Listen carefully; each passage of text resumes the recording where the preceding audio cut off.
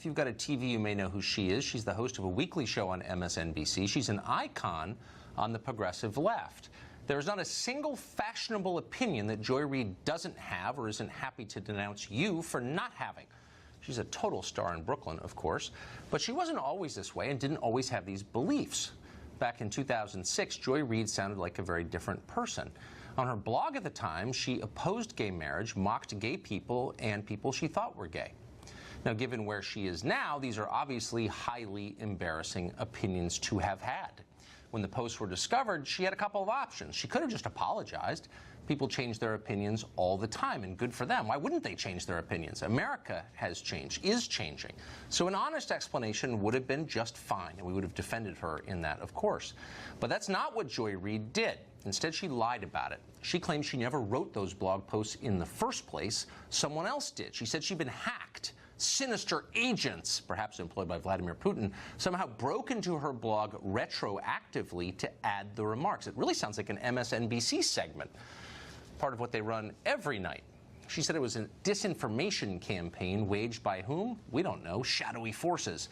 That was her explanation. It was a crock, a total crock.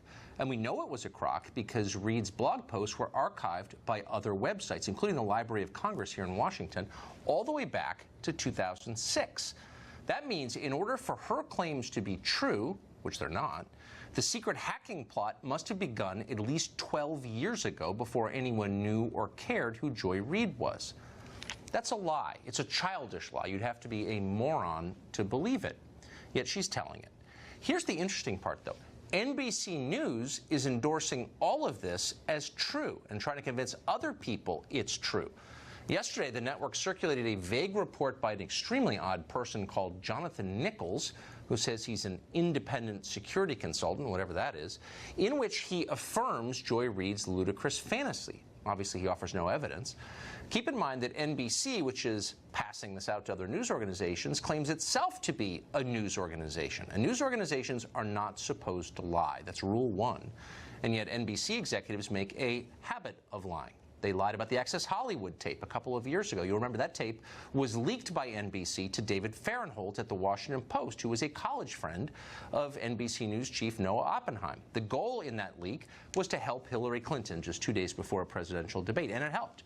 NBC later promised to reveal how that tape was leaked, but of course we haven't heard because they never told us. They lied instead, and they're still lying about that.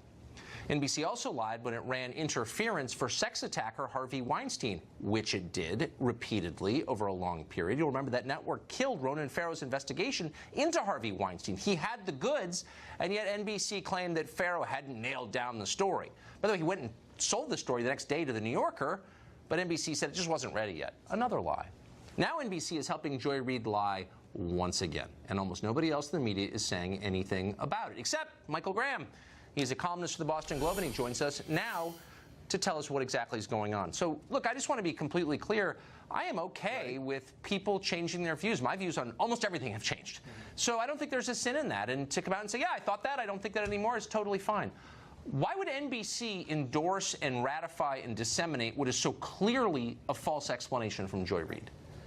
Look, maybe they're just suckers. I mean, look how they've fallen for the Russiagate story where every single week they go, this is how, we got him now, we got him. I mean, there's apparently nothing, they know nothing about how the internet works, apparently. I think when Hillary Clinton said that she cleaned her server with a cloth, I think they went, oh, okay, with a cloth. That's how she did it. So maybe that's it. But there is something, you make a very good point, Tucker, that there's something odd about the willingness of NBC to stand by a story that is so ludicrous. It reminds me of a time in the past when another network stood by Dan Rather, and when the New York Times said that bogus story was fake but accurate. And so what's happened, I think, is that there are people who are in the, quote, news business who just realize they're not really in the news business. They're in the political advocacy business, and Joy Reid is an amazing political advocate. She has a lot of fans. She's very powerful. And right. I want to read a tweet. I don't want to get the words wrong. I apologize for my phone. But this is from a Clinton staffer